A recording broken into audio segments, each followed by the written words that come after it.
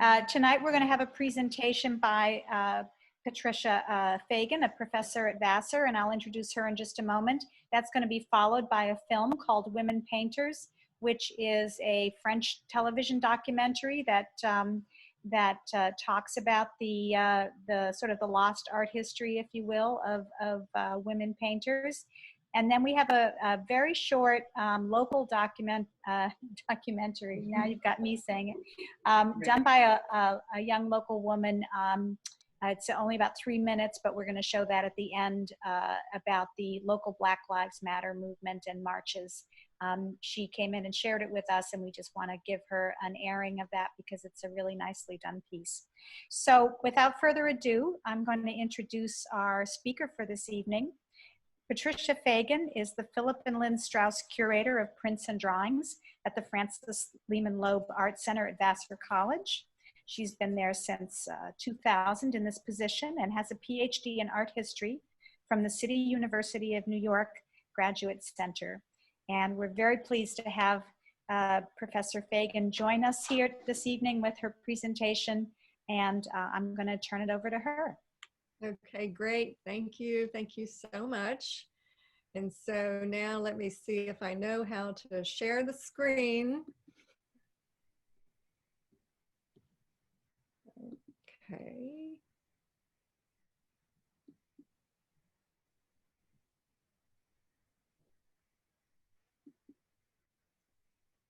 Yay, wonderful. Good. Let me move that up. Okay, great. Well, thank you so much for inviting me to speak about my upcoming show at the Loeb. And hello, everybody out there, and also at the gallery, and also at home. So I'd like to give you a little introduction to the show opening in February, called Women Picturing Women from Private Spaces to Public Ventures. And it will be on view at the Loeb beginning February 6th and go to June the 13th. It's all drawn from the collection.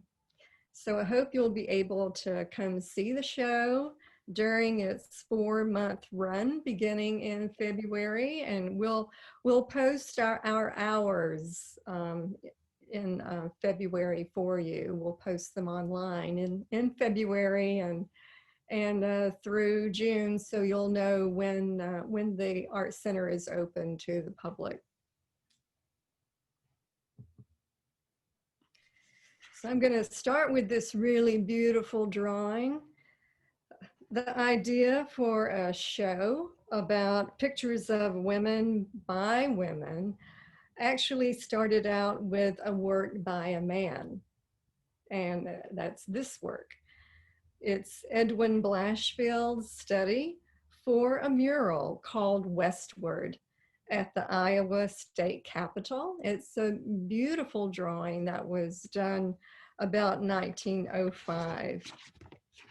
So in the mural, this figure becomes a symbolic figure, celebrating the westward expansion of the country.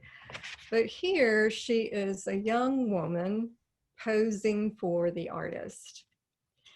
And so I thought, what a beautiful drawing of a contemporary woman of that time. I came across it so many times while looking for other works in storage that I finally said, well, there is a message here. And so how could I put this in an exhibition? What would be the subject? So I went to the database, and we have about 22,000 works. And I began a search for works with images of women. First by keywords like women, woman, lady, girl, so on and so forth. And then by date, beginning with the year 1400. And there were thousands of images of women by men. but just a few hundred by women. So why were there far fewer women artists? Though Vassar was established as a women's college in 1861 and it became co-ed in 1969, its art collection has never been based wholly on works made by women.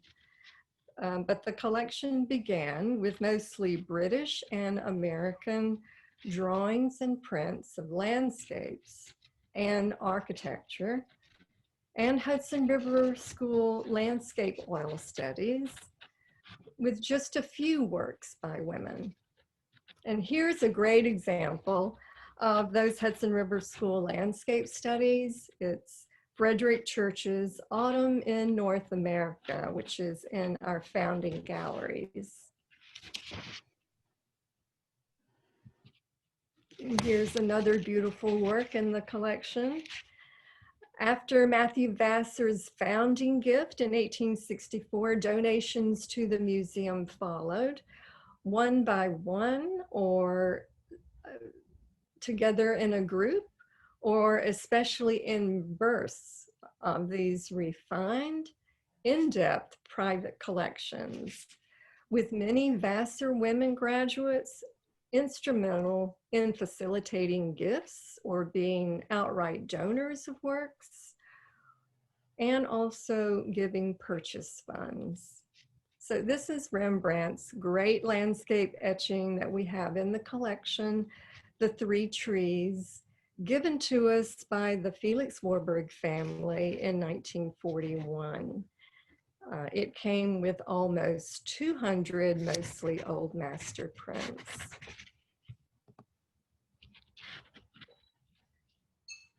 But still, I saw that there were far, far fewer women artists in my review of the collection. So I reread a very, very famous article by Linda Nochlin, Vassar, class of 1952, who asked in 1971, why have there been no great women artists? Actually, New York gallery director Richard Phagan had asked her that question, and she was determined to answer it. So her answer also applies to why there were fewer women artists in the review that I did within the collection. So she looked at the structures of institutions and education, at social circumstances and the restrictions for women artists in art schools and academies. For instance, until the end of the 19th century in general, women artists could not study the nude model, which was a must if you wanted to be taken seriously and be a history painter, which was the highest form of art at the Academy.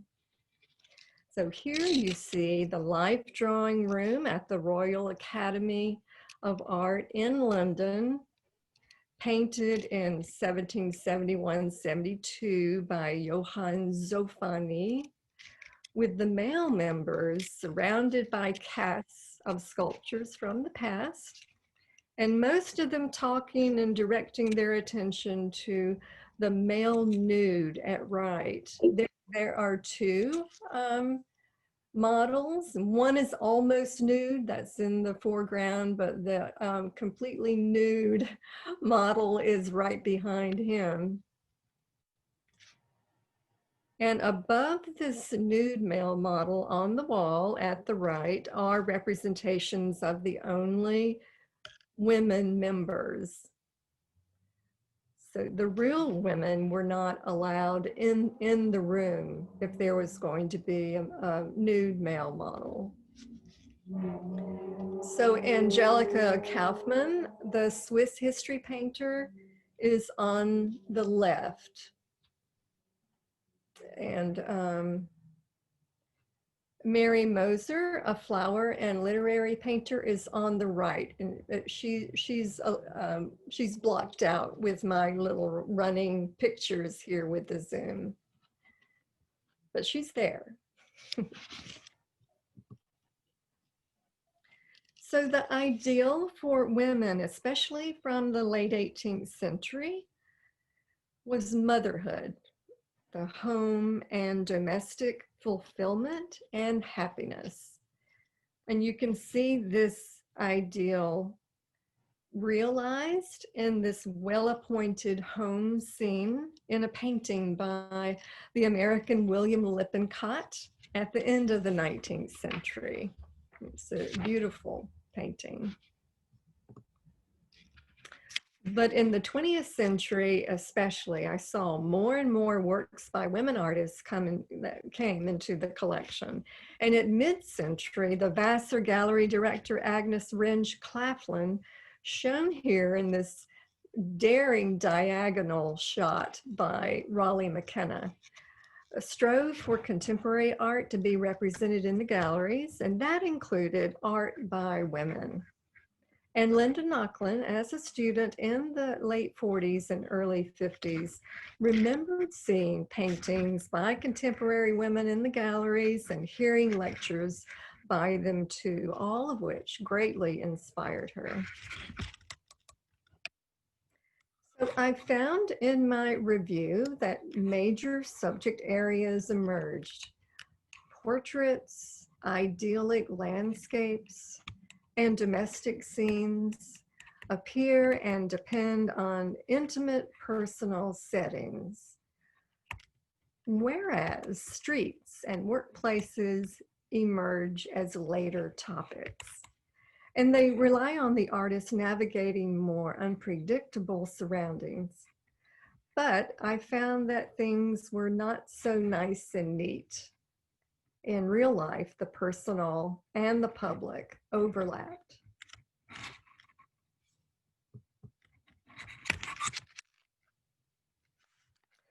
So portraits appeared very often, with family and friends and colleagues, models, and oneself playing major roles. And portraits allowed a one-on-one intimacy that still communicates with each of us. This is a portrait made around 1893 by Elizabeth Coffin, Vassar, class of 1870, of a model that she used sometimes in her paintings. So the actual circumstances around the making of this painting are unknown. Coffin gave it directly to the art department at Vassar, but we don't know the date and we don't know the year. Such is the case with many works by women artists who are less well known. But here, the model looks directly out at us and the artist, but she also makes an intimate, though unaware, connection with us more than 100 years later. And she looks at us in a kind of daring, direct way. And she's young, with the firm chin, a direct gaze, and a daringly exposed neck for the early 1890s. And her hair crowns her head, all in the mode of the late 19th century Gibson Girl, an advertising icon in American popular culture and created by Charles Dana Gibson, that mined the spunky spirit and casual fashions of the young, independent, new modern woman of the late 19th century. She was college educated, single, and she loves sports. So here's a Gibson Girl that Dana put on the cover of Life magazine in 1894, where she has just accepted a marriage proposal to the surprise of the man who asked, and he is off to the right. So, in a bit of satire, Dana pictures her wearing mannish sports clothes and crossing her knee like a man, listening to her future husband. So while Coffin's portrait relayed a sense of privacy, a sense of intimacy, it does not relay the public spaces that the artist entered at a time when being at home was the ideal for a woman. She studied painting at Vassar with Dutch artist Henry van Ingen, shown here in this great photograph from the 1870s. She also took art history and art theory at Vassar, where the art department pioneered in artistic education for women in the US. And Coffin entered Vassar at 15 years old and graduated in 1870. She was president of her class and was a niece and student of Vassar Professor Maria Mitchell, the noted astronomer who urged Coffin to apply to Vassar. So after graduating, Coffin entered the Academy of Fine Arts in The Hague in the Netherlands, shown here, around 1870, around the time that she would have gone, where Van Ingen had also trained and where Van Ingen's brother-in-law actually was the director. And she stayed there almost 3 years. She won several prizes, and she was allowed to study anatomy, the antique, perspective, and the history of architecture in the boys' classes, as she wrote. In fact, she had received 6 prizes and 4 of the medals in competition with the boys, she wrote.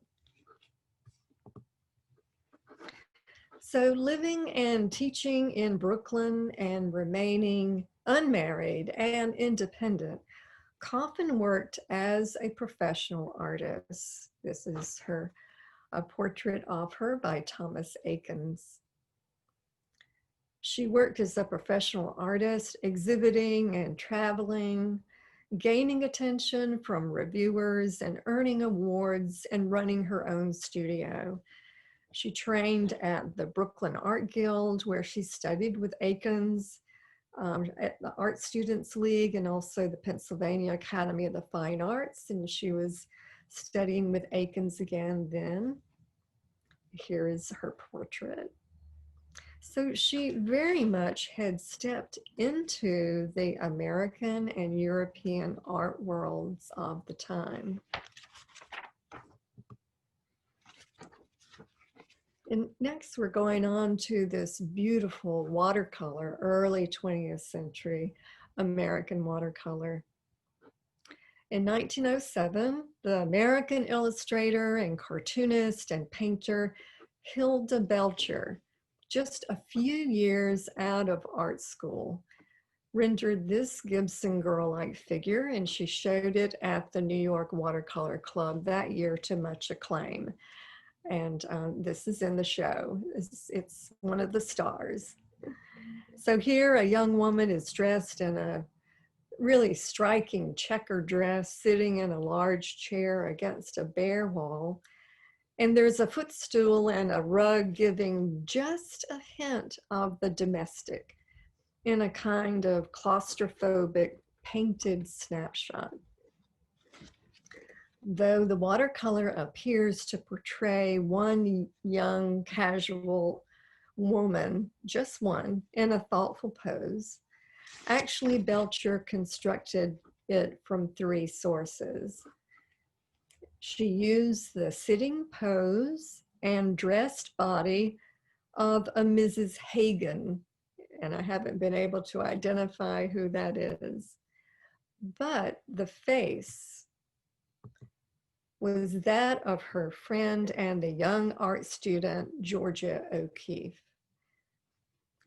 And Belcher looked to her imagination for the sparse setting. So this is Eugene Spiker's portrait of O'Keeffe from 1908, very, very close in time to our watercolor. And O'Keeffe was a student at the Art Students League at this time, and she often modeled for painters. So Belcher trained at the New York School of Art with William Merritt Chase and Robert Henry, two of the leading artists at the turn of the century.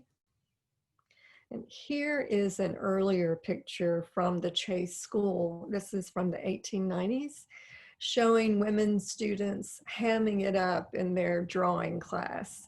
So there is the skeleton that is all ready to go to class with the sheaf of papers just standing there. And also there are plaster casts that the women would have drawn, and so they're posing with them. This is a photograph from the Archives of American Art. So Belcher did not marry, and her mother was a landscape painter who contributed a lot to the family income, and she served as a role model too.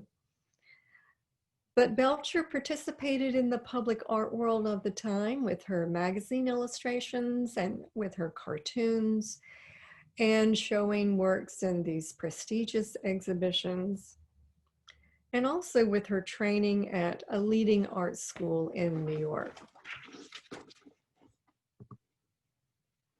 And now we move to France in the 19th century. This is a beautiful pastel portrait by Bert Morrison, a profile portrait of Paul Gobillard, her niece, from 1886. So in Paris, the French impressionist Bert Morrison made this pastel portrait of her niece and protege in 1886. Morrison accessed family and home life for her principal subjects.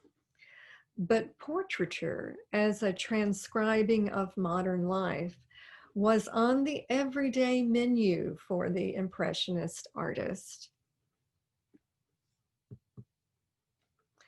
Morrison had studied with a drawing master very early on. And early on, she had shown a seriousness toward her lessons that drove her teacher, Guichard, to caution her mother that Morrison and her sister would become, quote, painters, not minor amateur talents. Do you really understand what that means? In the world of the grand bourgeoisie in which you move, it would be a revolution. I would even say a catastrophe. So here is Morrison as a successful artist in this self-portrait in 1885, having shown with the Impressionists beginning in 1874 in the very first Impressionist exhibition.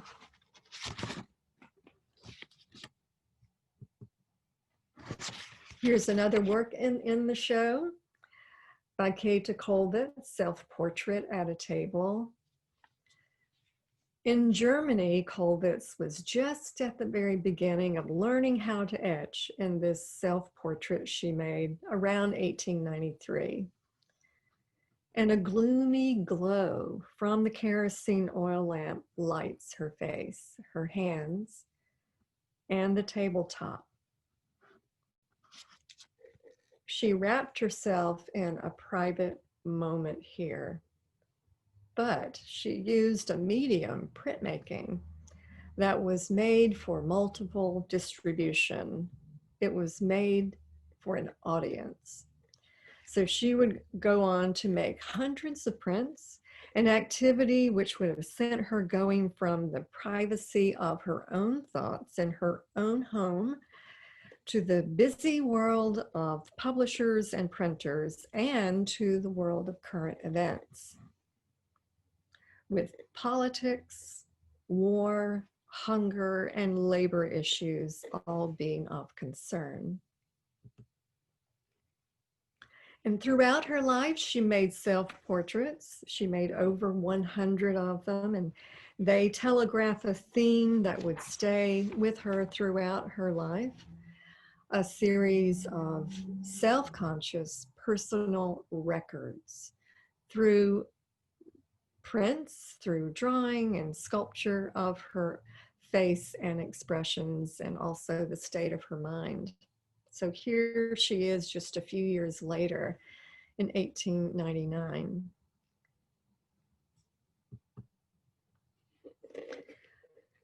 And here she is posing, seated on the second row, right to the right of some big white sheets of paper over there on the right.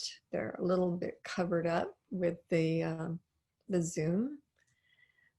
But she is posing here with the rest of her painting class from Munich that she took in the late 1880s.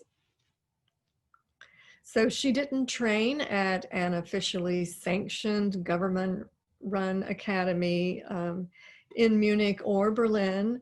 Women who wanted to have regular art training had to attend separate art schools that had been established just for them.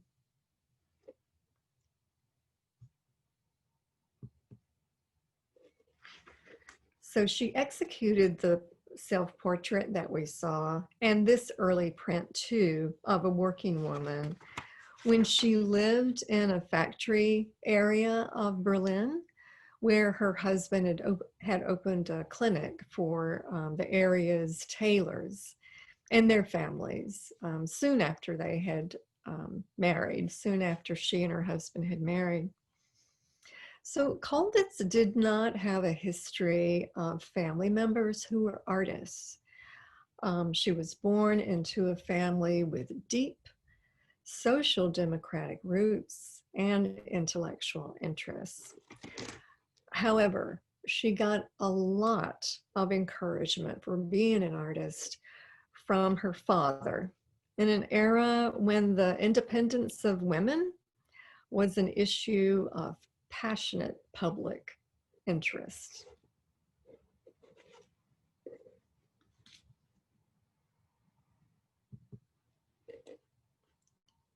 This is also in the show. It's a print that I purchased back in 2008. So excuse me, I'm very proud of it.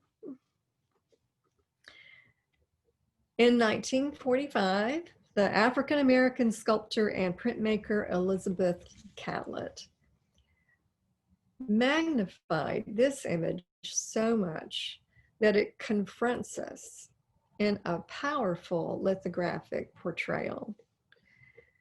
Whether imagined by the artist or posed, we aren't sure. The boldness of her print telegraphs her profound interest in the identity and strength of African-American women.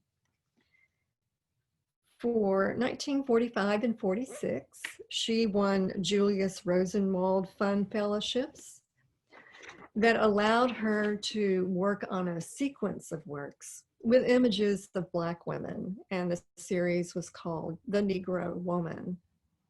And she made our lithograph during 1945. And for her award in 1946, she traveled to Mexico to continue the project. She would spend much of the rest of her life in Mexico and make a body of prints and sculptures devoted to her social ideals. With the knowledge that her maternal grandmother was a slave, Catlett grew up in Washington, D.C., and had initially applied to the Carnegie Institute of Technology in Pittsburgh to study painting, but was turned down for racial reasons. She went instead to Howard University, and this is the Founders Library there at Howard, the historically Black university in the nation's capital, from which she graduated in 1935. And She took classes with James Wells and James Porter and Lois Mayu Jones, majoring in painting.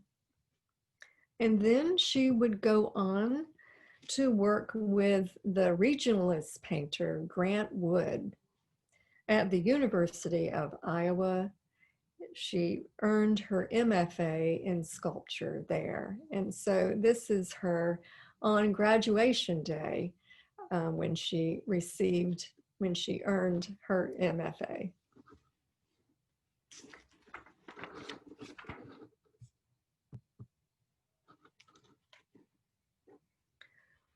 Of course, these were very, very difficult years for the nation and for African Americans with deep, deep civil rights issues. While living in Washington as a student in the early 30s, Catlett joined protests at the Supreme Court against the lynching of Black men. And Howard University students were active in demonstrations demanding anti-lynching legislation. This is a lynching scene drawn by Fred Ellis, a New York cartoonist for the Masses magazine, drawn around 1915, and is a commentary on the terror lynchings that were taking place across the South. And this is a work in our collection.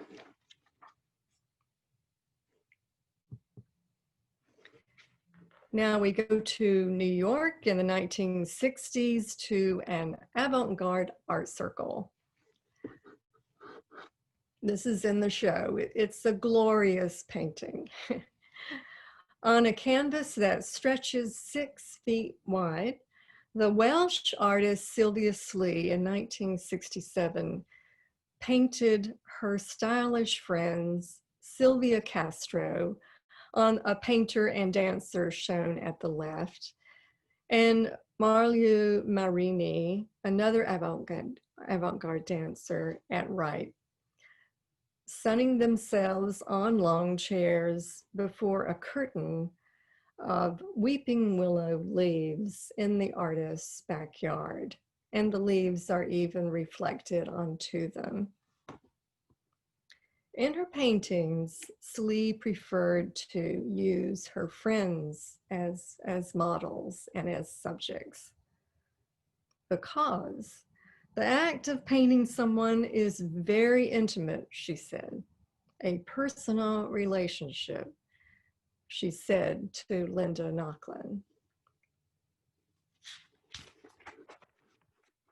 Actually, these two sunbathers formed part of an international group of artists and dancers and curators and others who visited Slee and her English husband, the very influential contemporary art critic, curator, and writer Lawrence Alloway, in their home in Chelsea in New York. Slee often made portraits of her friends, frequently lounging in the couple's garden.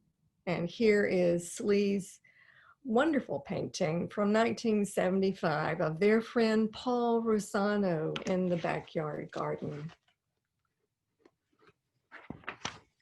And that takes us to landscapes. That's a good segue. Idyllic landscapes, mostly of the here and now, is a theme in the show, and that theme appeared in the collection, in the works that I'm looking at, from the late 1700s on, where women are placed in a compliant or very peaceful atmosphere of nature, or even a fantastic natural world. So here you have the American photographer Florence Cushing. She took a photograph of a woman and a man and a dog. The dog is right in front of the man. It's a little hard to see, at a secluded stream. And the photo suggests a peaceful view of a couple and their dog enjoying nature on a summer outing. And the clothing style suggests the 1880s. So at first, Cushing seems to have intruded from a bit of a distance with her camera and just snapped a private leisurely moment taking place in the woods just as she came across it. However, Cushing's photograph is an albumin photograph, not a Kodak photograph. And she would have had a glass plate camera with her and perhaps a tripod, as here in this photograph of a young female photographer standing in front of a painted landscape. And this was probably around the 1880s. And also the figures in Cushing's photograph would have had to stay put and not move for a few moments in order for the photograph to be in focus. So Cushing is a well-known Vassar graduate, class of 1874, who became the first Vassar student to be on the board of trustees at the college. And Cushing House Dormitory is named after her. And this is a design of the dormitory that opened in 1927. But a little known fact is that Florence Cushing was also a pioneer nature photographer, and her works are apparently very rare. So I'm glad that we have that one in our collection. And still keeping with landscapes, we have an indoor fantasy landscape and pool party here from 1927 by the American artist and poet and set designer Florene Stethheimer. And this painting is in our collection. It's usually in the permanent collection galleries, and this will be in the show. What Stethheimer does here is she has painted small scale portraits of herself and her sister Eddie and friends, all at leisure. So Stethheimer pictures herself with a parasol at upper left. And Eddie, who actually gave us this painting back in the 40s, Eddie is in the bathing suit at the pool's edge.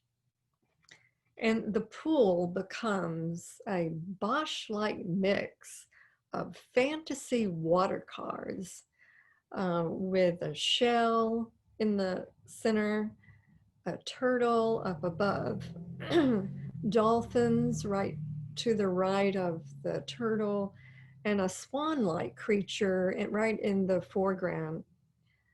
All carrying different people, with fake islands on either side decorated with greenery and dancers and musicians. So while much of this wealthy New Yorker's art was private, she did not need to sell her work. Stethheimer was at the same time a leading light among the avant-garde salon culture of New York in the 20s. So she was in the public eye. She co-hosted soirees with her sisters at her and her family's apartment on West 58th and 7th Avenue, attracting Georgia O'Keeffe and Alfred Stieglitz, Marcel Duchamp, and others. Here is a Stethheimer salon party out in the landscape on a Sunday afternoon. This is her fantasy landscape painting at the Whitney. So Stethheimer was originally from Rochester. She did not marry, and she would refine her original way of painting after years of studying art abroad and also in New York, and immersing herself in the sophisticated circles of New York. though her works are now widely celebrated. Major shows of her work were rare until after her death in 1944. Her solo show at the Museum of Modern Art in 1916 was abruptly canceled by her because she fretted about not having a quote, painting suitable for the present museum walls, end quote.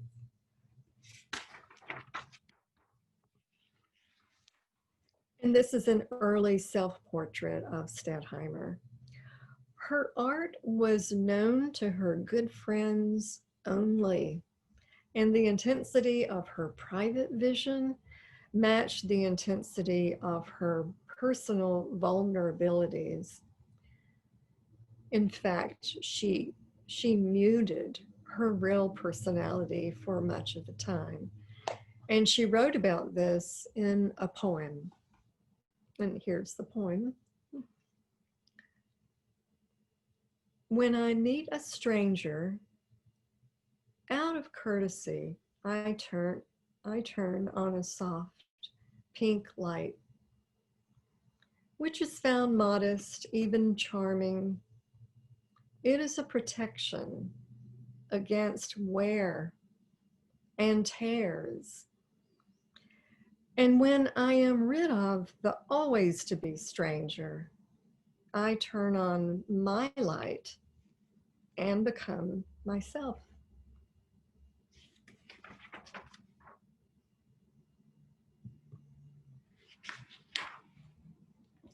This work is in the exhibition, and so now we're moving to domestic settings. Domestic settings proliferated, I saw, from the 19th century onwards. This is painting The Spinner by the leading mid-19th century American genre painter, Lily Martin Spencer.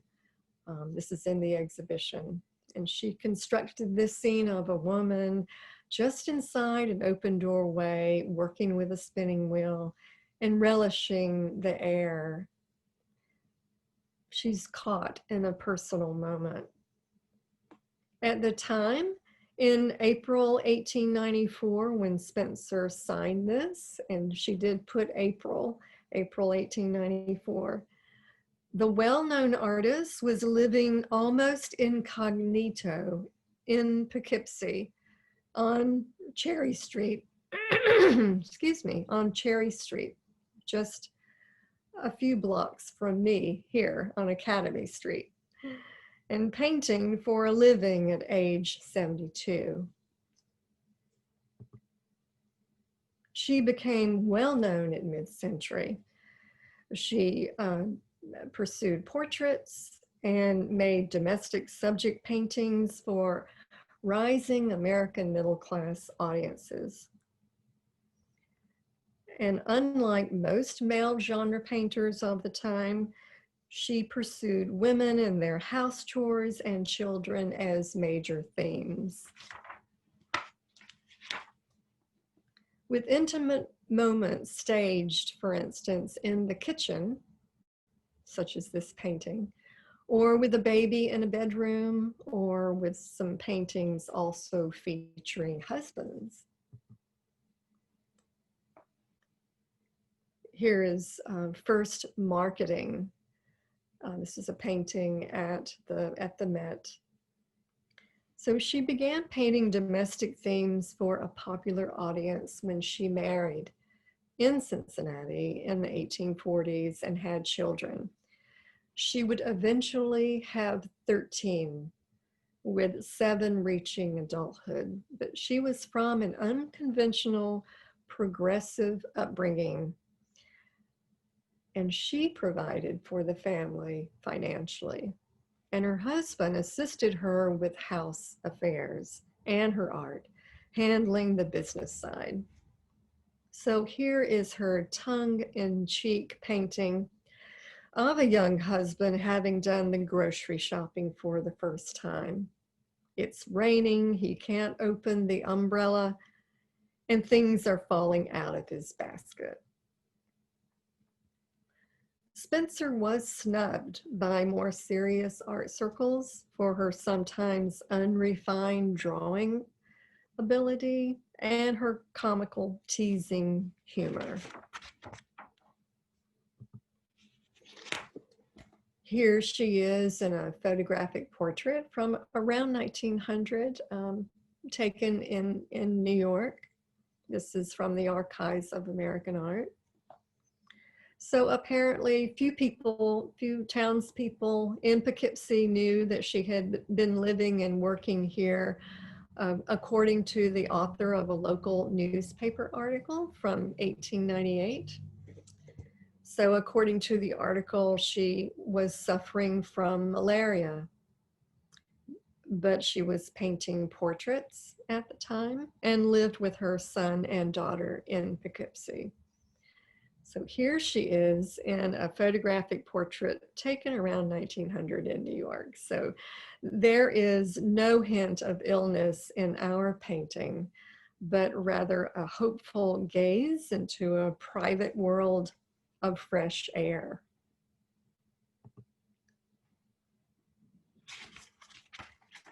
Now we go to a different theme, more intellectual ventures. These were the kinds of works that suggested the artist engaged in more intellectual concerns that were more oriented to what was considered a man's sphere in the 18th and 19th centuries.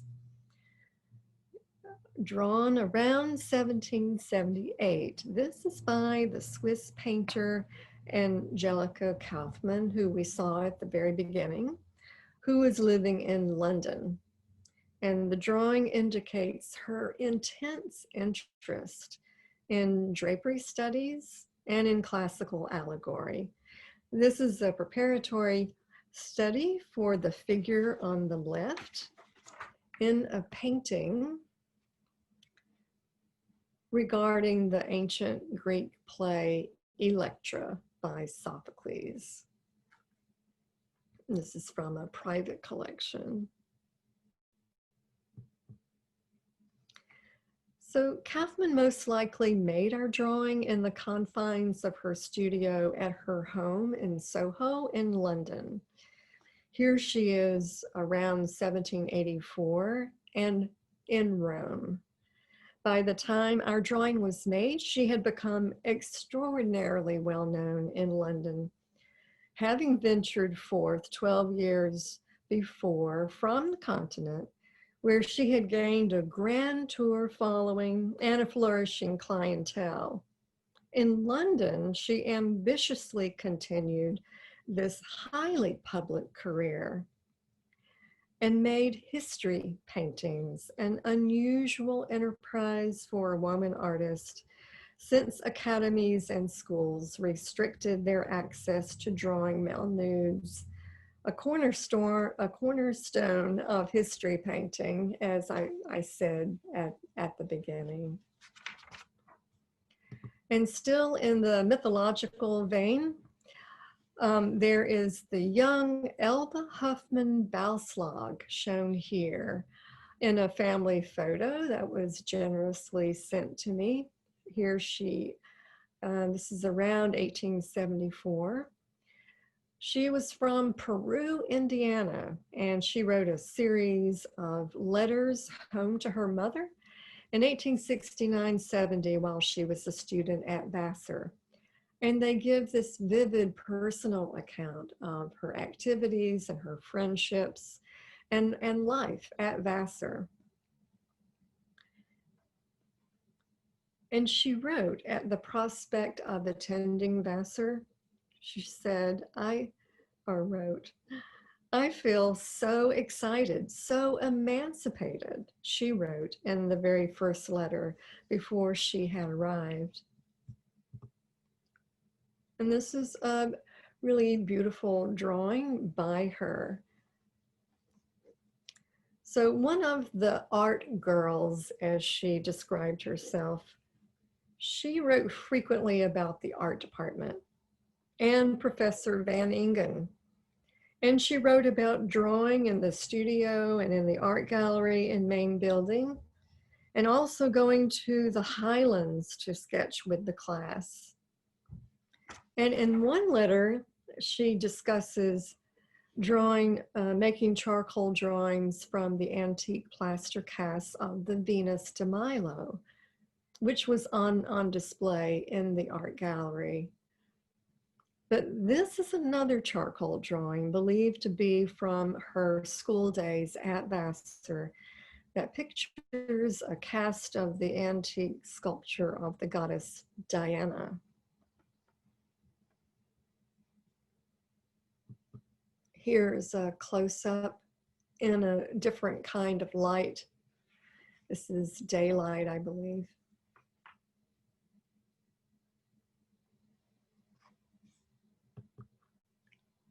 This is a later photo of her. She did not become an artist, but became involved in progressive reforms around children's education and well-being in Missouri, rallying for children's issues and speaking and lobbying for state bills on child labor and compulsory education.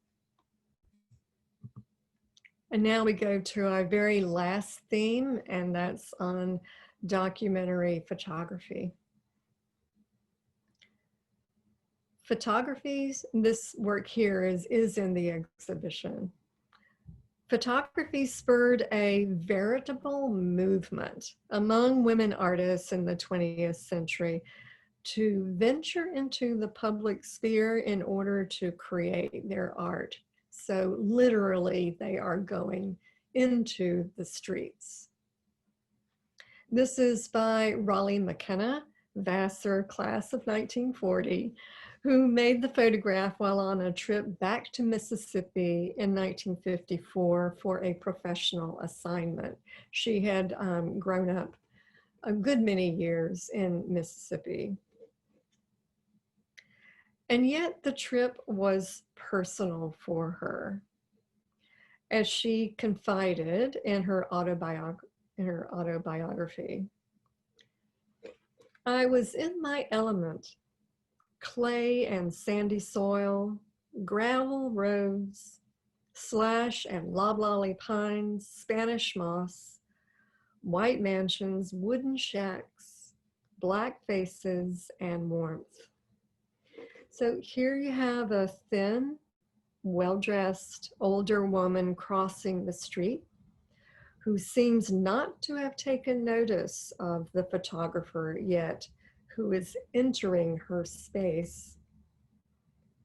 But instead, she's thinking her own thoughts and is looking warily to the right and hugging her purse. She seems very careful.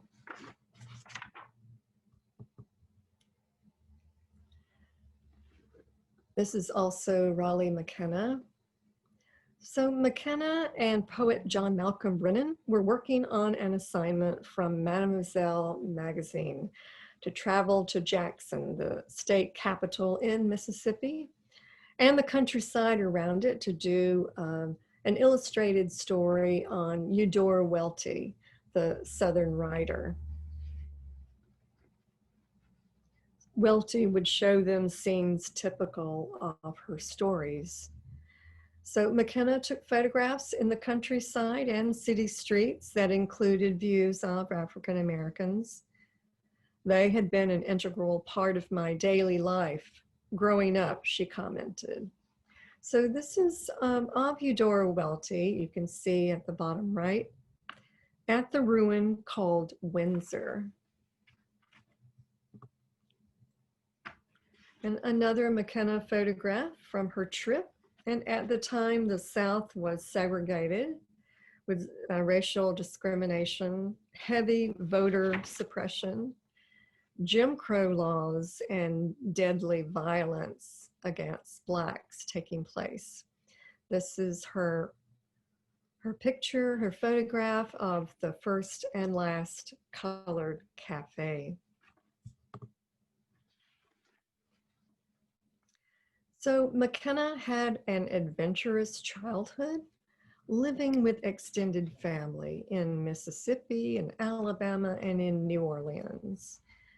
And she graduated from Vassar in 1940, and then after that she bought property in Millbrook, and in 1948 went to Paris as part of her work at Vassar on her MA. And it was there that she bought her first camera.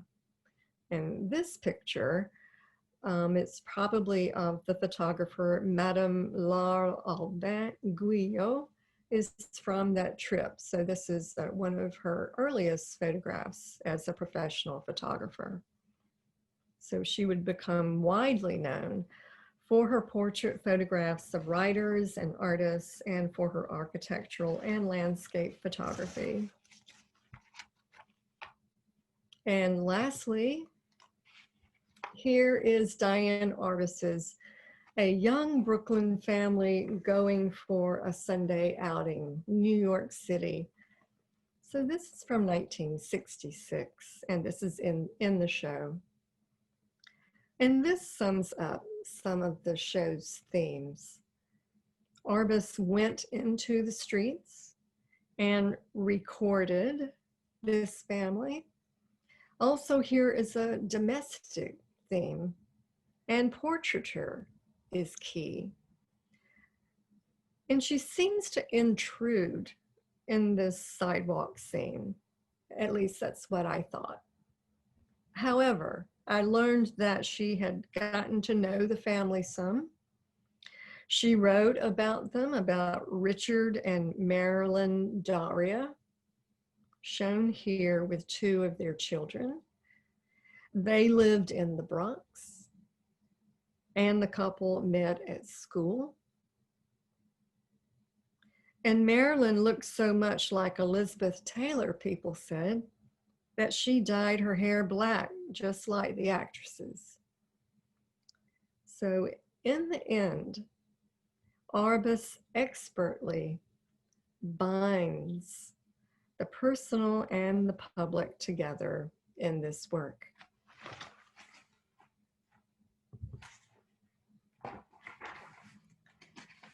That does it for this preview of the exhibition.